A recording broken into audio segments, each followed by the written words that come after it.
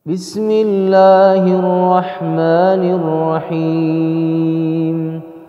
Assalamualaikum warahmatullahi wabarakatuh. Bismillahirrahmanirrahim. Alhamdulillahirabbil alamin wa bihi nasta'inu ala umurid dunya waddin.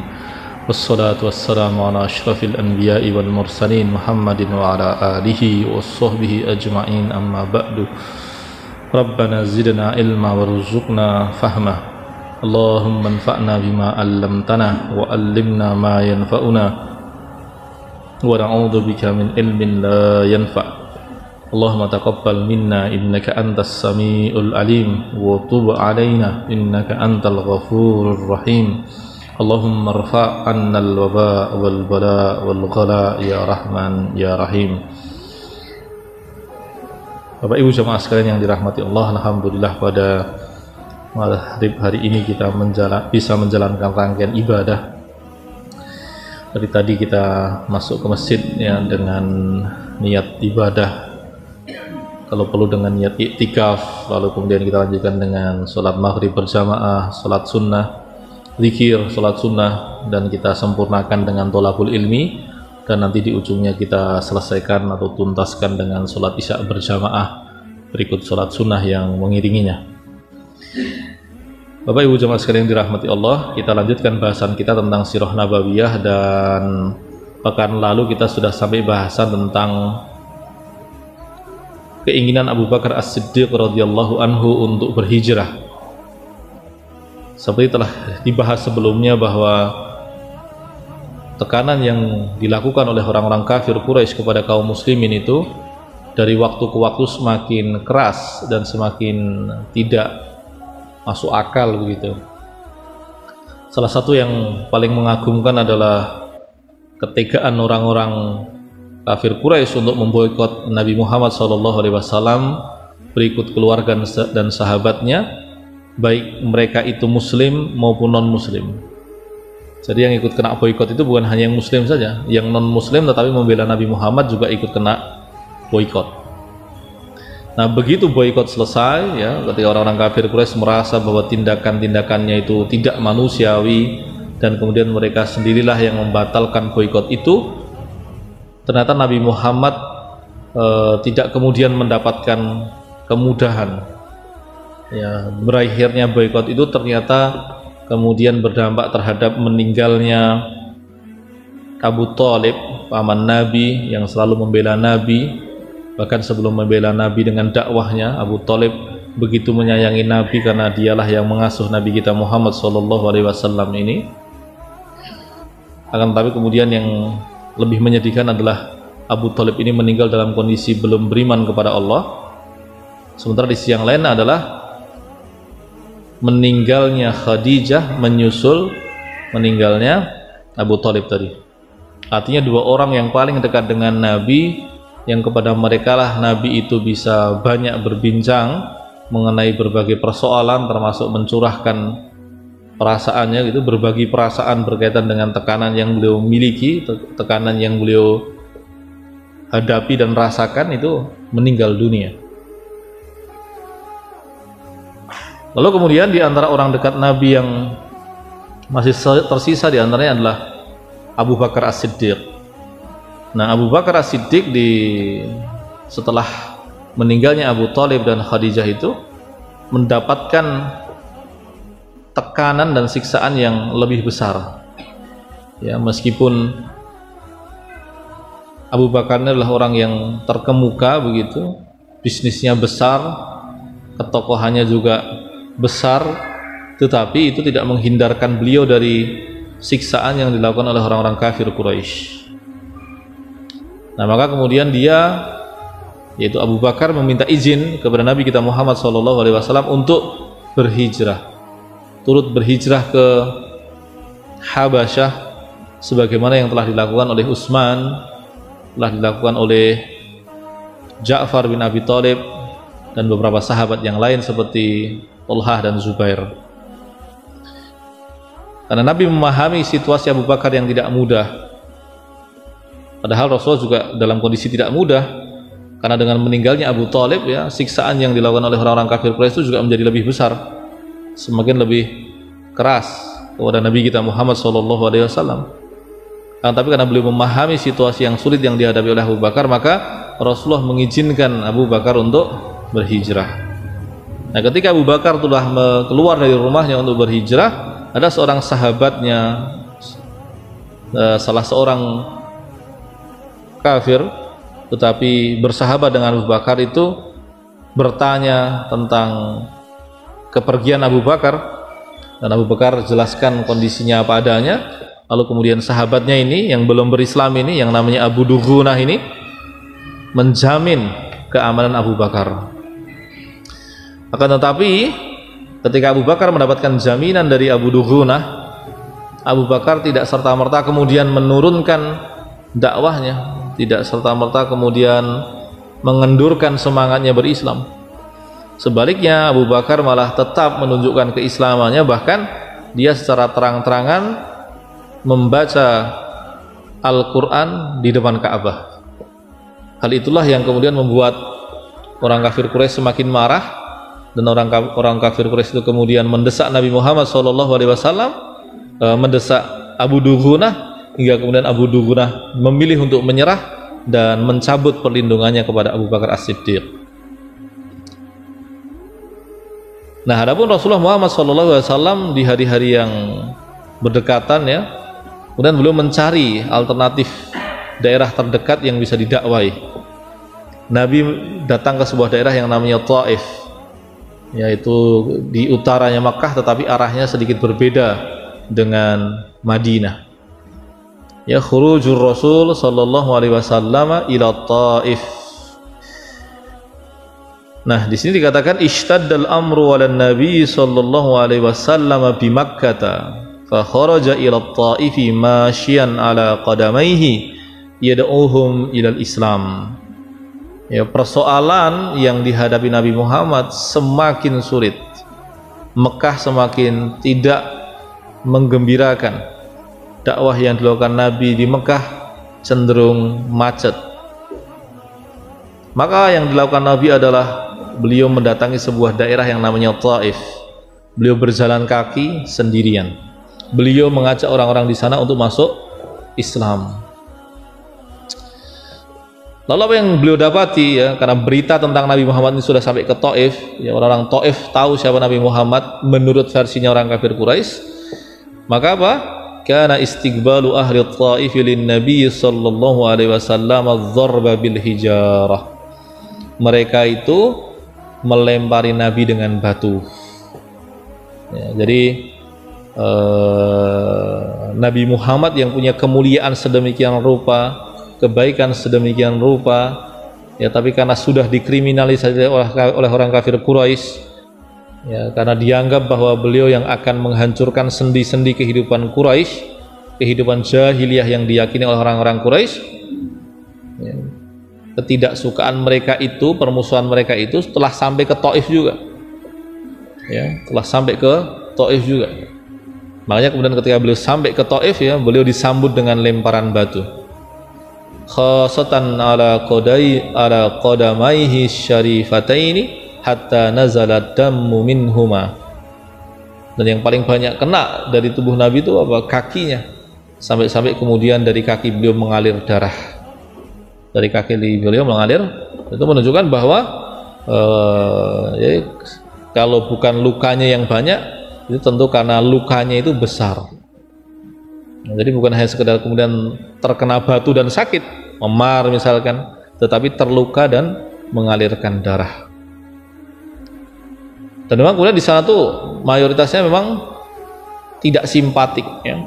Bahkan ada sebuah keluarga, ya, dari kalangan pembesar mereka itu responnya itu jelek sekali itu. Ya, kalau kamu Nabi terus kenapa? Jadi bahasa-bahasanya begitu. Kalau kamu Nabi terus kenapa?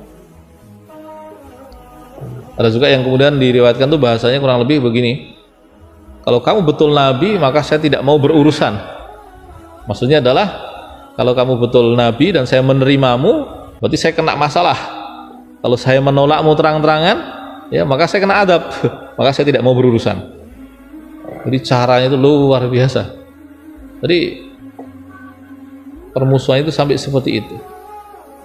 Nah, di sini memang kemudian dikisahkan singkat saja, tapi kalau kita merujuk ke yang lainnya, kita menemukan kisah tentang seorang budak ya, yang sedang mengairi tanaman tuannya.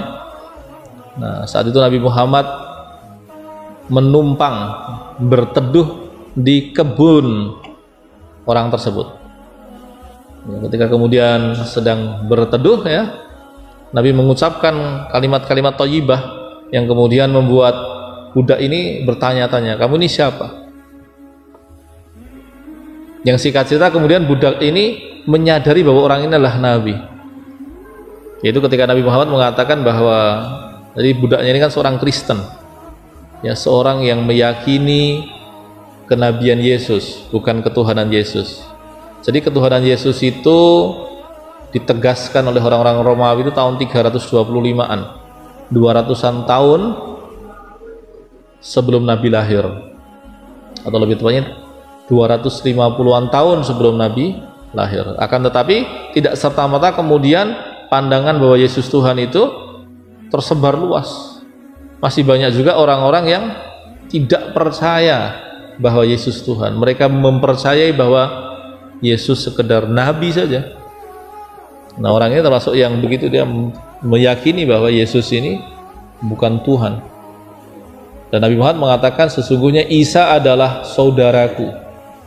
Isa adalah saudaraku. Nah, dan kemudian karena sebetulnya kalau kita melacak sejarah ya, sebetulnya orang-orang kafir Quraisy itu mudah kok melihat tanda-tanda kenabian pada diri Muhammad SAW. Yaitu apa? Memang wajahnya bersih itu. Wajahnya bersih, tidak ada gerak-gerik dari anggota tubuhnya yang mencurigakan ya. Bahkan kalau kemudian kita cermati ya, hidup Nabi itu betul-betul mengagumkan itu. Jadi orang itu bisa merasakan kehangatannya, orang bisa merasakan kebaikan hatinya, orang bisa merasakan kelembutannya. Bahkan ketika Nabi terpaksa ya, nanti ketika beliau harus di Madinah dan menjalani hari-hari peperangan begitu, serta beliau harus menampakkan sikap tegasnya ya, bahkan menjalani hari-hari penuh pertempuran begitu, itu tidak menghilangkan kebaikan hatinya, kehangatannya, itu tidak hilang dari beliau. Makanya mudah sebetulnya, maka budaknya ini karena dia tidak terpengaruh oleh pemberitaan dari orang kafir Quraisy, ketika mendapati Nabi Muhammad itu simpatik saja, apalagi ketika Nabi Muhammad mengatakan bahwa Isa adalah saudaraku, mudah menerimanya. Nah, ketika kemudian tuannya datang dan menaik, kamu tahu nggak siapa dia? Ya, budaknya ini mengatakan dia nabi itu. Tapi kemudian tuannya ini tetap tidak peduli ya, responnya negatif saja. Nah, itu dia. Maka dikatakan kharaja Rasulullah sallallahu alaihi wasallam min at-Ta'ifi mahmuman ala wajhihi falam yafiq illa wa huwa fi qarnis sa'alib. Ya. Jadi Nabi keluar dari Taif dalam kondisi penuh kesedihan. Ya, penuh duka. Jadi hari-hari boikot itu belum lama berlalu, disusul dengan meninggalnya Abu Thalib dan Khadijah. Lalu ketika beliau datang ke Taif itu responnya sangat negatif. Kalau orang kafir Quraisy itu kan merespon negatif Nabi itu kan setelah waktu yang panjang. Itu pun mereka tahu keutamaan Nabi dan mereka tetap punya keseganan atas Nabi. Kecuali beberapa orang yang memang terkenal kurang ajar.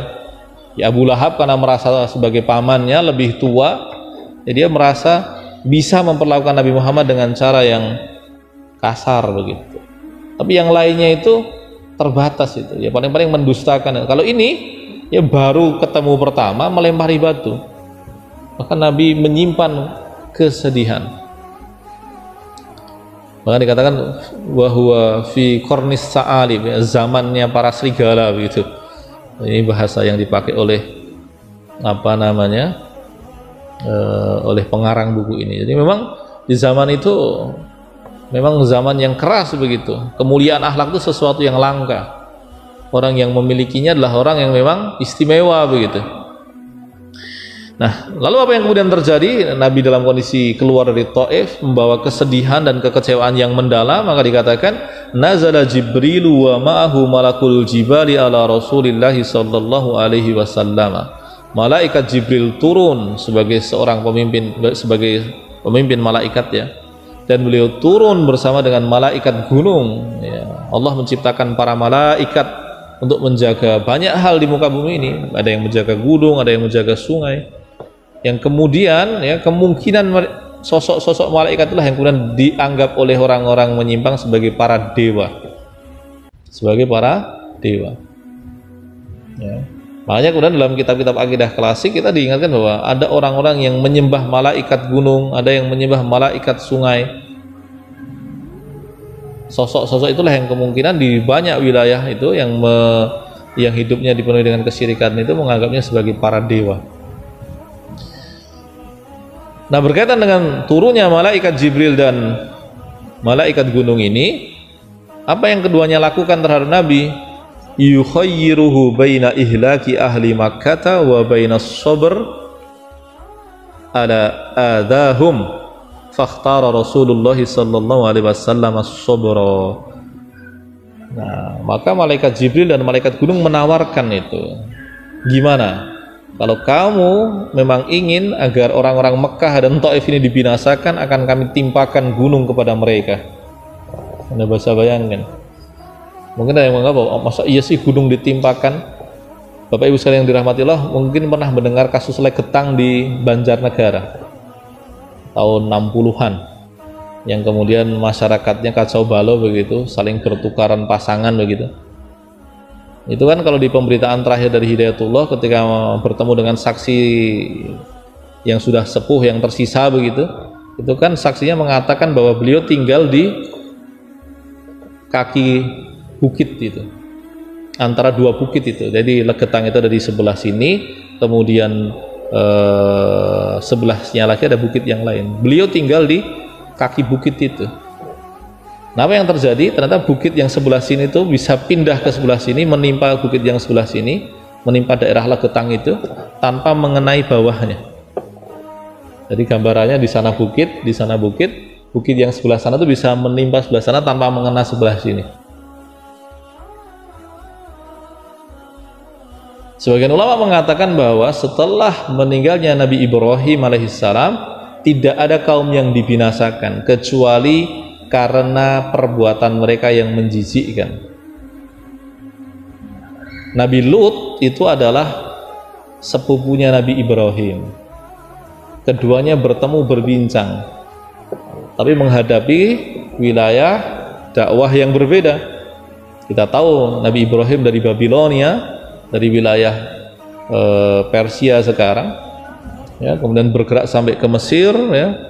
Disitulah kemudian istrinya mau digoda oleh penguasa yaitu Sarah, ya, dan kemudian nantinya beliau diizinkan oleh Sarah untuk menikah lagi karena Sarah tidak punya anak, dan kemudian dari istri keduanya inilah Nabi Ibrahim punya anak yaitu Ismail, yang ibu dan anaknya itu ditinggalkan di tanah gersang yang kita kenal sebagai Makkah, ya.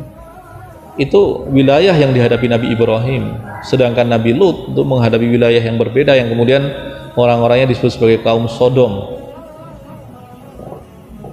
Allah binasakan. Nah, sebagian ulama mengatakan bahwa setelah kejadian itu masih ada beberapa kejadian yang lain yang Allah binasakan karena perbuatan keji yang dilakukan oleh orang-orangnya. Nah, sedangkan di negeri kita temukan di Banjarnegara itu. Jadi kalau ada orang kemudian bertanya, oh, terus gimana kalau malaikat gunungnya diiyakan oleh Nabi untuk membinasakan orang Mekah dan Taif? Ya, nanti kejadiannya kayak legetang itu, ada gunung yang ditimpakan kepada mereka. Nah, itu dia. Tapi beliau punya opsi yang lainnya lagi. Kamu milih mereka kami binasakan atau sabar. Nah, kasih sayang Nabi kita, ya, kata rahmatan lil alamin, ya. Sebagian orang ada yang kemudian salah memilih frase, mengatakan Islam rahmatan lil alamin. Padahal kata rahmatan lil alamin itu asalnya itu untuk mensifati Nabi Muhammad sallallahu alaihi wasallam, bukan mensifati agama Islam. Meskipun kalau ditarik maknanya ke sana juga bisa, ya. Lihat ayatnya, wa ma arsalnaka illa rahmatan lil alamin. Wahai Muhammad, kami tidak mengutusmu kecuali sebagai kasih sayang Allah kepada semesta alam. Nah, sifat itulah yang kemudian ditampakkan pula oleh Nabi kita Muhammad sallallahu alaihi wasallam ketika beliau diberikan pilihan apakah orang-orang Makkah dan Taif itu akan dibinasakan ataukah tetap dibiarkan hidup. Ya, kalau dalam riwayat disebutkan bahwa Nabi memilih untuk bersabar dan berdoa. Doanya apa? Agar dari orang-orang Taif ini nanti Allah takdirkan generasi yang mencintai agama Allah dan Rasulnya, dan itu terjadi. Dan itu kemudian terwujud atau terrealisasi. Raja'a Rasulullah sallallahu alaihi wasallam ila Makkah wa dakhalaha bi jiwaril Mut'im bin Adi. Nah, lalu kemudian Nabi kembali ke Mekah. Nah, ketika Nabi kembali ke Mekah itu sebetulnya beliau terancam oleh gangguan banyak orang. Ya, khususnya Abu Lahab, Abu Jahal. Ingat yang melindungi Nabi sudah tidak ada kan? Ya, kecuali Allah saja. Tapi kemudian Allah takdirkan ada seorang kafir Quraisy yang membela Nabi, yaitu namanya Mut'im bin Adi. Mut'im bin Adi. Nah, ketika beliau ada di Mekah dalam kondisi siksaan gangguan itu menanti beliau, Allah takdirkan bahwa beliau mengalami satu peristiwa yang melampaui akal manusia, yang dikenal sebagai Isra dan Mi'raj.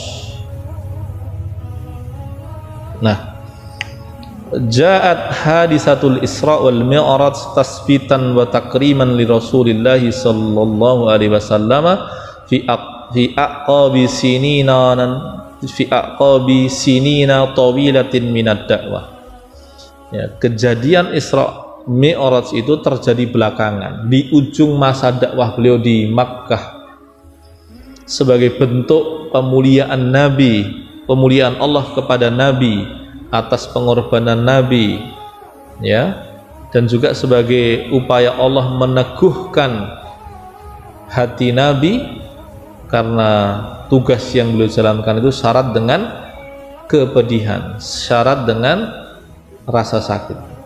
Di pertemuan sebelumnya kita lihat bagaimana Nabi mengatakan, ya, laqad uditu fillahi wa ma yu'da ahadun wa ukhiftu fillahi wa ma yukhafu ahadun. Ya.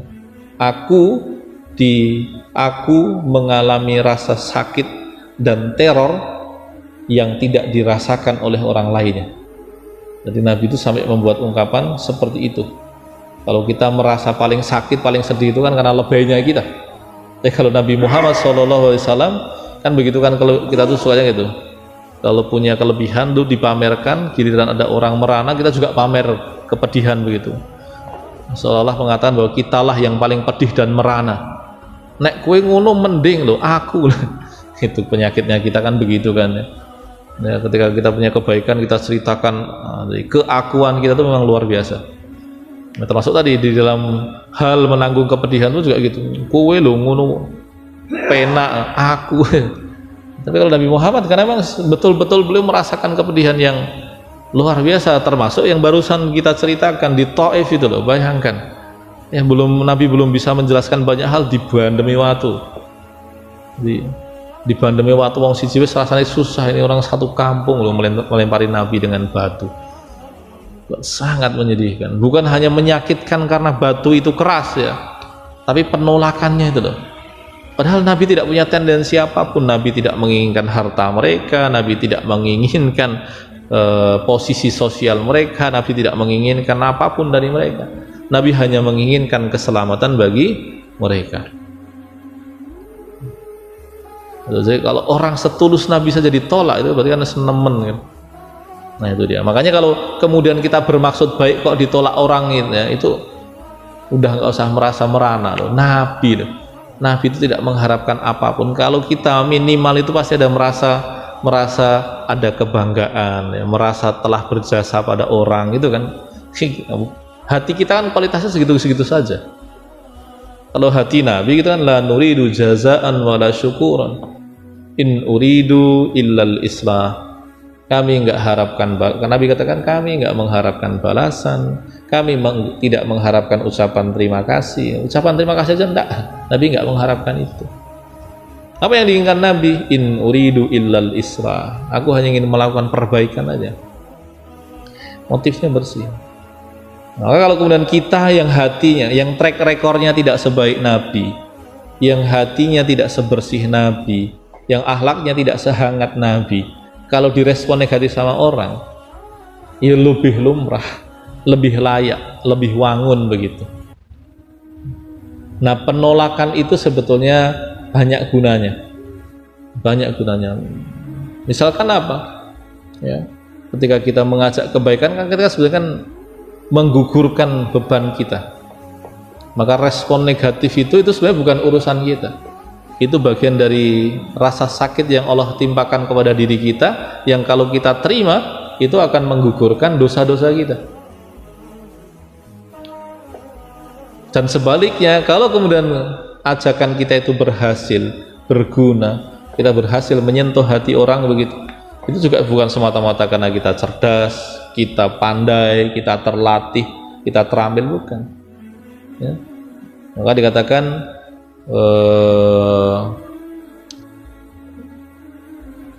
apa kalimatnya? Kalimatnya itu yang biasa kita gunakan di dalam pembukaan khutbah itu, dalam khutbah iftitah itu apa? Apa namanya? Wa may yahdillahu fala mudhillalahu wa may yudlil fala hadiyalahu. Ya. Kalau Allah berikan petunjuk maka tidak akan ada yang bisa menyesatkan. Dan kalau sudah Allah sesatkan maka tidak akan ada yang bisa memberikan petunjuk.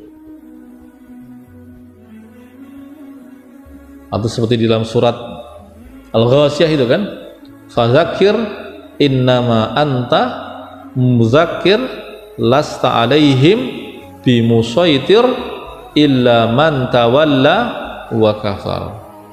Ingatkanlah orang, kerjaanmu tuh ya hanya mengingatkan orang. Walasta alaihim bimusaitir. Kamu itu bukanlah orang yang berkuasa atas mereka. Illa man tawalla wa kafar, adapun orang yang berpaling dan kufur, nah, maka itu urusan kami. Inna ilaina iyabahum summa inna alaina hisabahum. Toh mereka nanti akan pulang kepada kami dan hitung-hitungannya itu urusan kami. Makanya bagi para ulama yang sadar betul bahwa sebetulnya urusan-urusan kita itu pada akhirnya berkaitan dengan urusan dengan Allah, itu makanya tidak sempat untuk memikirkan ocehan orang, omongan orang itu. Kalaupun ada, mohon maaf nih, ada orang yang lambe turah itu suka menghina, itu dia gunakan, dia manfaatkan untuk apa? Untuk memperbaiki dirinya.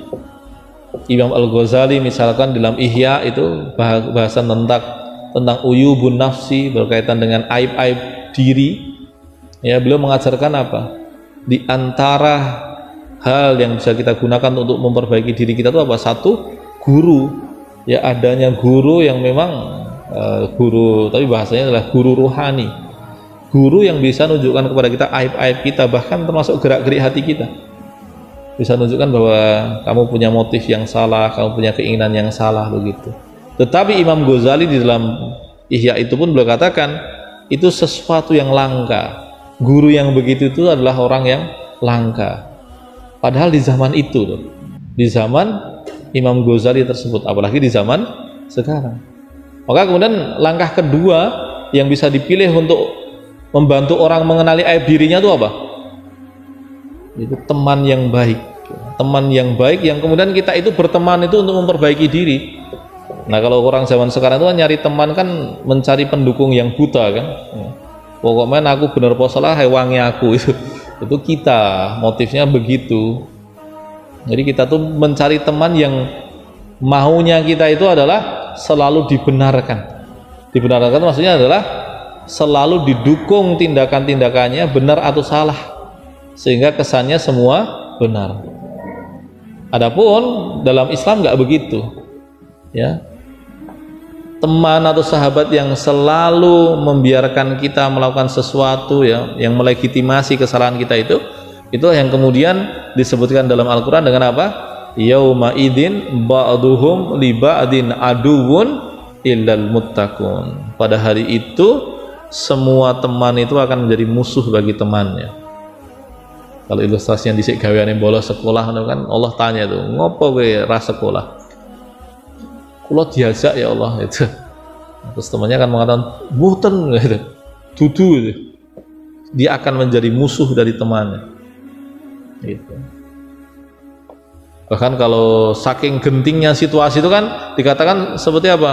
Yauma yafirrul mar'u min akhihi wa ummihi wa abihi wa sahibatihi wa banihi. Nah, ketika pembela-pembela itu pergi semuanya, ketika orang itu terpisah, orang itu memilih untuk memisahkan dirinya dari temannya, begitupun dari ibu bapaknya, bahkan istri dan anak-anaknya. Nah itu dia. Makanya dalam Islam itu yang namanya sahabat karib itu, sahabat yang baik itu yang apa? Ya seperti yang dikatakan dalam hadis itu, unsur akhaka dzaliman aw madluman. Tolong saudaramu baik saat dia zalim maupun saat dia dizalimi. Ini kan sebenarnya kan jargon jahiliyah. Ini sebenarnya kan prinsipnya orang jahiliyah. Tapi kalimatnya dipakai Nabi. Kalimatnya dipakai Nabi. Apa yang kemudian kita temukan? Sahabat tanya itu, laukana madluman ya Rasulullah, kalau didolimi ya kami akan bantu, tapi kalau mendolimi gimana kami bantunya Nabi? Gimana cara kami membantu orang yang dolim?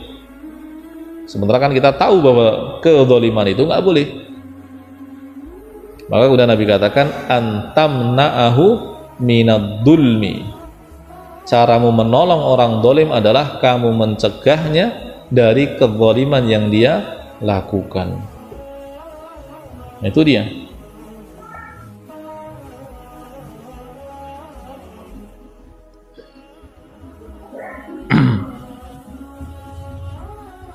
Baik, saudara sekalian dirahmati Allah,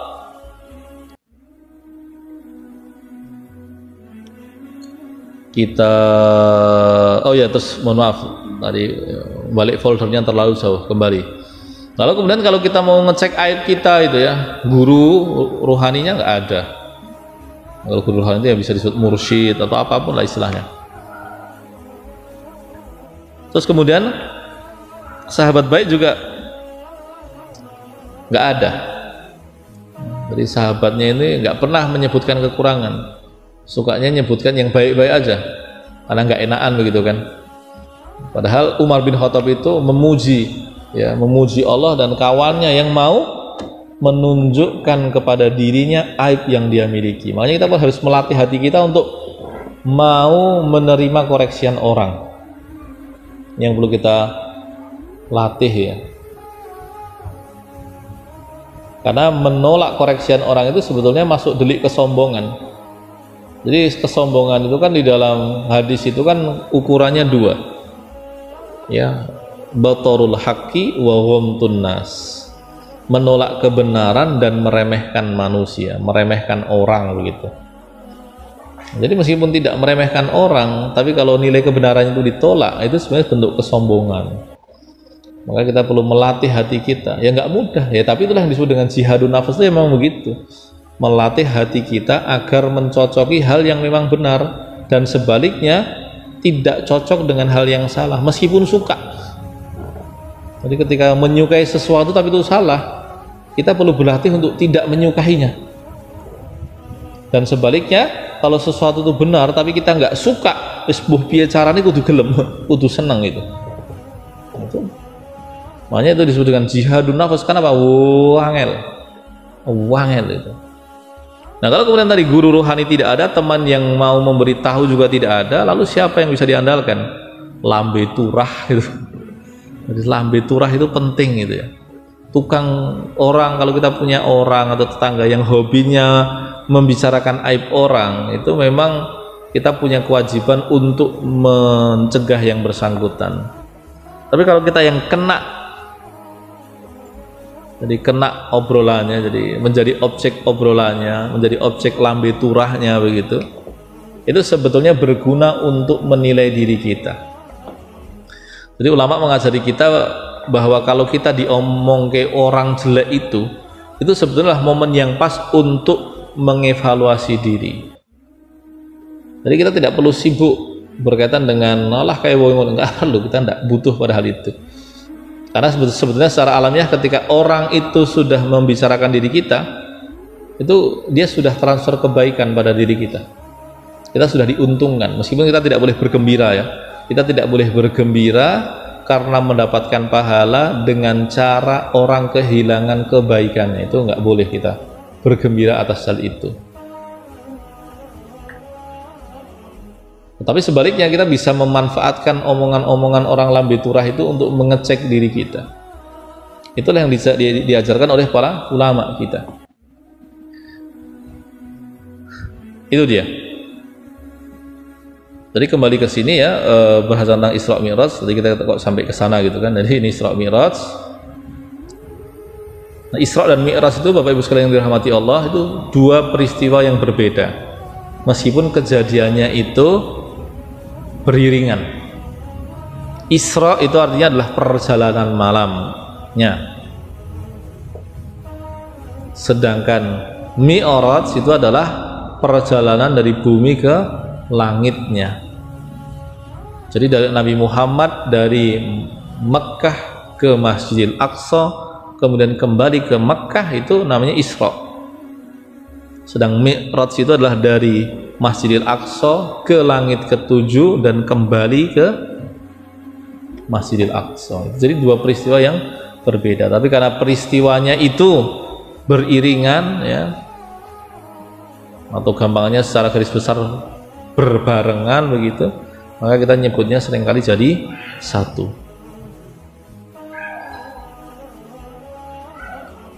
Kemudian di manakah dalil Quran yang mengisahkan tentang Isra itu? Dzakarallahu ta'ala qissatal Isra'i fi suratil Isra. Faqala subhanahu. Jadi kisahnya kelihatan sekali kan di ayat-ayat pertama surat Al-Isra itu kan kita bisa lihat kan. A'udzubillahi minasyaitonir rajim. Subhanalladzi asra bi abdihi lailan minal masjidil harami ilal masjidil aqsa alladzi barakna haulahu linuriyahu min ayatina innahu huwas samiul basir. Maha suci Allah yang telah memperjalankan hambanya. Jadi Allah lah yang kemudian memperjalankan Nabi Muhammad SAW di satu malam dari Masjidil Haram ke Masjidil Aqsa. Masjidil Aqsa itu yang bagaimana? Alladzi barakna haulahu, yang kami berkahi sekitarnya. Ini menarik ini. Ada seorang sarjana muslim dari Palestina yang membuat karya ilmiah tentang keberkahan Masjidil Aqsa itu.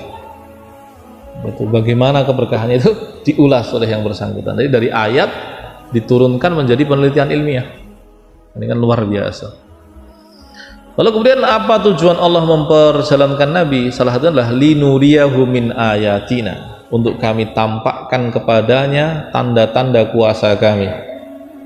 Ya bagaimana nggak kagum, bayangin dari Mekah ya ke Masjidil Aqsa perjalanan darat itu paling nggak sebulan. Ini hanya berapa menit.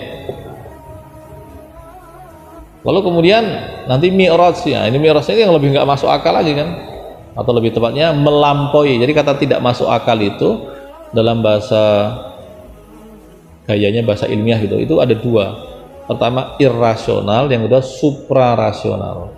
Irrasional itu nggak masuk akal, itu nggak masuk akal. Tapi kalau suprarasional itu karena memang itu melampaui kemampuan kita untuk menerimanya. Nah, berbagai hal yang berkaitan dengan mukjizat itu disebut dengan suprarasional. Nggak masuk akalnya itu kan apa? Memang melampaui kemampuan kita untuk memahaminya. Yang nanti setelah berjalannya waktu ada banyak hal dari peristiwa-peristiwa itu yang bisa dijelaskan secara ilmiah dan dibuktikan. Contohnya apa? Nabi pulang dari Mi'raj itu kan bercerita. Ketika bercerita tentang perjalanannya banyak yang ngeyel, ya karena memang nggak bisa paham kan. Makanya yang murtad banyak. Nah kemudian orang yang ingin mengujinya bertanya, coba kamu ceritakan Masjidil Aqsa itu kayak apa? Karena orang-orang tahu bahwa Nabi Muhammad belum pernah sampai Masjidil Aqsa kan. Nah kemudian disebutkan dalam hadis bahwa Nabi itu ditampakkan Allah itu Masjidil Aqsa itu di depan mata beliau, dan kemudian Nabi bisa menyebutkan ciri-cirinya. Sampai kemudian ada orang yang kemudian mengatakan, ya memang begitu Masjidil Aqsa.